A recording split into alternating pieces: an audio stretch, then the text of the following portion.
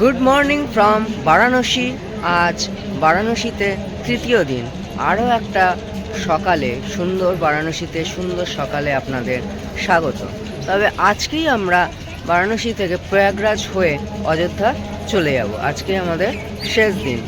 কালকে আমরা site scene করে আসার পথে যখন বোটিং করলাম, বোটিংয়ে সমস্ত ঘাটগুলো দেখলাম, তারপরে আমরা পুজোও দিয়ে নিয়েছি। তখন একটু ফাঁকা ছিল, সন্ধ্যা আরতির পরে মন্দির ফাঁকা হয়ে যায়, অনেকটাই লাইনটা কমে যায়।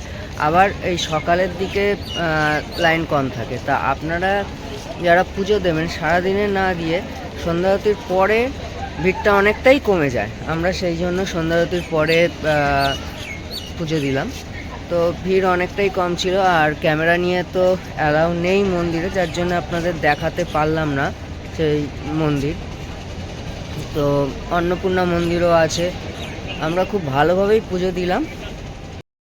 আর কাশী বিশ্বনাথ মন্দিরে পুজো দেওয়ার জন্য প্রচুর দোকান পেয়ে যাবেন। দোকান থেকে ডালা কিনে সেখানেই আপনারা মোবাইল, জুতো সমস্ত কিছু রেখে যেতে পারবেন। ওখানে লকার রুম আছে। সমস্ত যে দোকানগুলো আপনারা ডালা নেবেন, পুজোর সামগ্রী নেবেন যে দোকান থেকে, সেখানেই সমস্ত ফোন, তারপরে মানি ব্যাগ সাথেই থাকবে। মানি ব্যাগ কোনো প্রবলেম নেই, মানি ব্যাগ, বেল্ট এগুলো নিয়ে কোনো সমস্যা হয় না এখানে। তো সমস্যা যেটা ফোন, চার্জার, তারপরে পাওয়ার ব্যাংক এইসব থাকলে সেগুলো রেখে যাবেন। আর হচ্ছে জুতো রেখে আপনারা মন্দিরে প্রবেশ করবেন। কালকে তো আমরা বোটে করে বিভিন্ন ঘাট পরিক্রমা করেছি, কিন্তু আজকে সকালে উঠে দশাশ্বমেধ ঘাট থেকে হাঁটা শুরু করলাম। এগিয়ে যাচ্ছি যতগুলো ঘাটের মধ্যে দিয়ে যাওয়া যায়। খুব সুন্দর লাগবে, খুব সুন্দর এই ফিলিংস। বোটে অতটা কালকে সত্যি কথা বলতে ভালো লাগেনি বোটিং করে ঘাট দেখা। অন্ধকারের মধ্যে খুব ভালোভাবে দেখা যাচ্ছিল না। আর বোটিংয়ে কালকে সন্ধ্যা আরতিও খুব ভালোভাবে দেখতে পারিনি, যার জন্যে একটু মন খারাপটা ছিল। আর আজকে সকালে আমি বেরিয়ে পড়েছি। সকালে বিভিন্ন ঘাটের মধ্যে দিয়ে আমি হেঁটে হেঁটে যাচ্ছি যতটা যাওয়া যায়।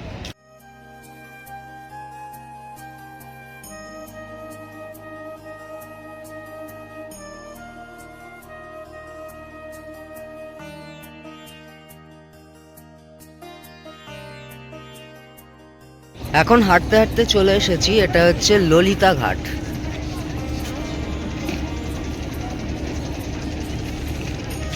আর এই দিকে যত যাব, এই দিকে কিছুটা গেলেই মণিকর্ণিকা ঘাট।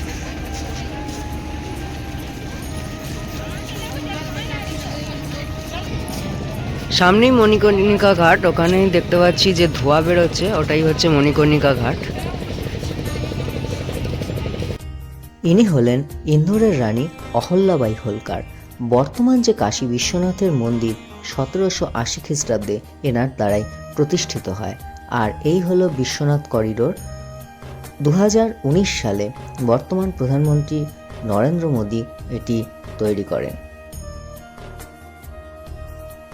এই হলো বিশ্বনাথ মন্দিরের 1 নম্বর গেট, আর এখান থেকে মন্দির সম্পূর্ণ দেখা যায়।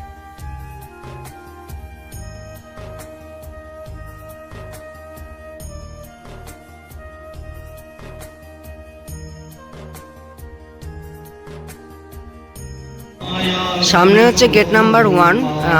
এই গেট নাম্বার 1 দিয়ে মন্দিরটা দেখাও যাচ্ছে। আর এইটা হচ্ছে গেট নাম্বার 1 দিয়ে ঢোকার লাইন। বিশাল বড় লাইন পড়ে গেছে। এখন সময় 6:45, তাই লাইনটা দেখুন একটু।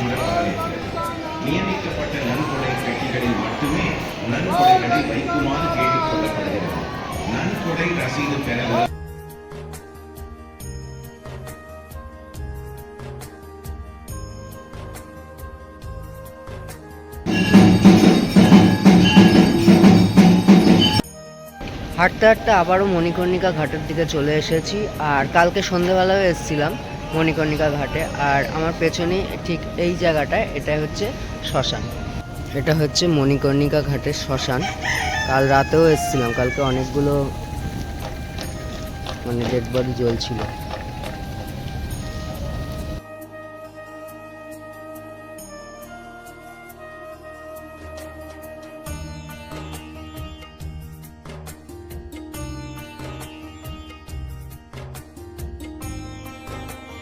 এখন যে মন্দিরটি দেখতে পাচ্ছি তার নাম হচ্ছে কাশী কারবাট। এই মন্দিরটি ইন্দোরের মহারানী অহল্যাবাইয়ের দাসী রত্নাবাই এই মন্দিরটি নির্মাণ করেন। আর আমরা জানি পিসার হেলানো মন্দির সেটা হচ্ছে 4 ডিগ্রি পর্যন্ত হেলানো, আর এই মন্দিরটি পুরো 9 ডিগ্রি পর্যন্ত হেলানো। আর মন্দিরটা এমন জায়গায় অবস্থিত, একেবারেই গঙ্গার পাড়ে। বছরে 6 মাস পুরো জলের নিচে থাকে এই মন্দিরটা।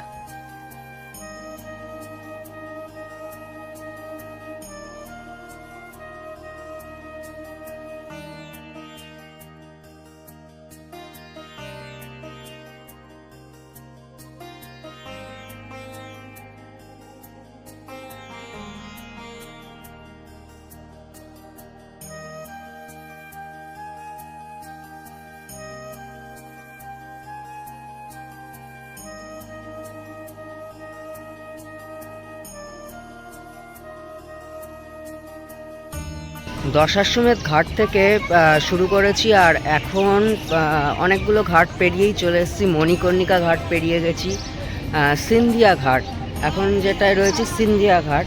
তো আপনারাও ঘাটগুলো হেঁটে পরিক্রমা করুন, খুব ভালো লাগবে। সকালবেলা উঠে আমি ঘাটগুলো পরিক্রমা করছি, খুব সুন্দর লাগছে। কালকে তো বোটে গেছি, কিন্তু অতটা ভালো লাগেনি। বোটে করে ঘাটগুলো অতটা দেখা যায়নি, অনেকটা দূর থেকে যাচ্ছিল বোট। তো হেঁটে হেঁটে দারুণ লাগছে, দারুণ একটা ফিলিংস সকালবেলা। তো আপনারাও এই ফিলিংসটা নিন, যাদের পায়ের জোর আছে তারা অবশ্যই হেঁটে ঘাটগুলো পরিক্রমা করুন। সিন্ধিয়া ঘাটের পরের ঘাটটা হচ্ছে সাংকাটা ঘাট।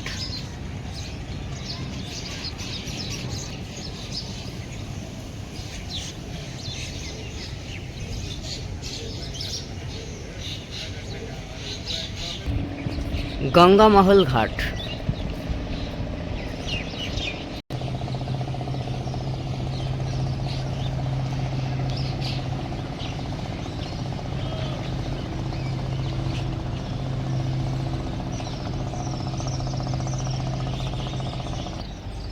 এটার নাম হচ্ছে বনসালি ঘাট।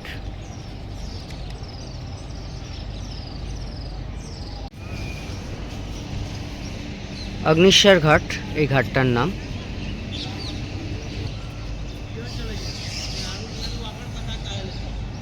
পরপর পরপর পরপর সব ঘাটগুলো, মানে একটা থেকে আরেকটার কোনো ডিস্টেন্স নেই। এটা দেখতে পাচ্ছি গণেশ ঘাট। ওইদিকে পরপর ঘাট রয়েছে, আর ওই দিকে রয়েছে হচ্ছে bus line and train line.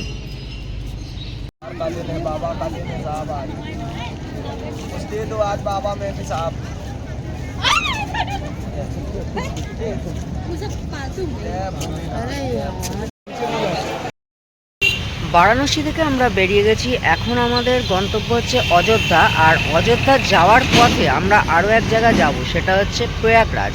প্রয়াগরাজের সঙ্গম, গঙ্গা যমুনা সরস্বতীর যে সঙ্গম, সেটা দেখে আমরা তবেই অযোধ্যায় যাব। এখন চলে এসেছি প্রয়াগরাজে, আর প্রয়াগরাজে আর কিছুদিন বাদেই হচ্ছে কুম্ভ মেলা। তো প্রয়াগরাজ সেজে উঠছে কুম্ভ মেলার জন্য, কুম্ভ মেলার প্রস্তুতি চলছে প্রয়াগরাজে। আর এবারে আমরা সেই সঙ্গম, যেখানে গঙ্গা যমুনা সরস্বতীর মিলন ঘটেছে, সেই জায়গাটা যাব বোটে করে। তবে গঙ্গার যমুনাই দেখা যায়, সরস্বতী যেহেতু অন্তঃশৈলা তাই নিচ দিয়ে গেছে।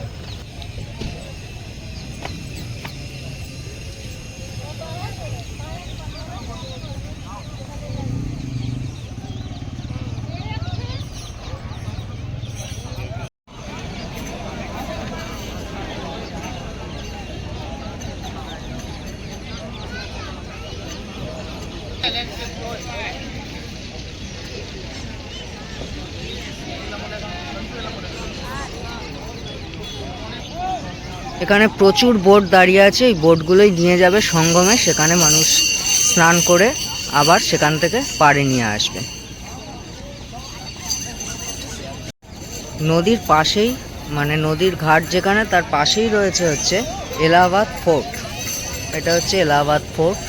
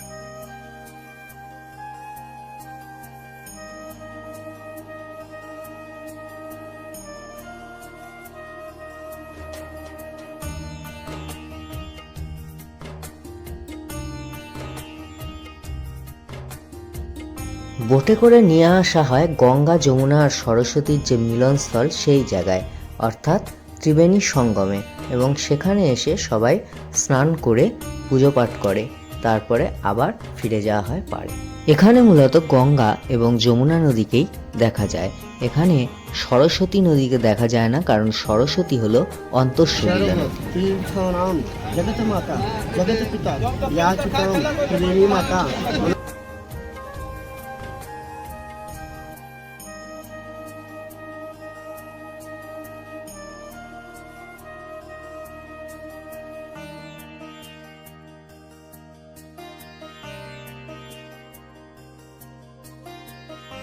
ত্রিবেণী সঙ্গম ঘুরে আমরা চলে এলাম প্রয়াগরাজের শেষ গন্তব্য সংকটমোচন হনুমান মন্দির, এবং হনুমান মন্দির দেখে আমরা চলে যাব অযোধ্যার উদ্দেশ্যে।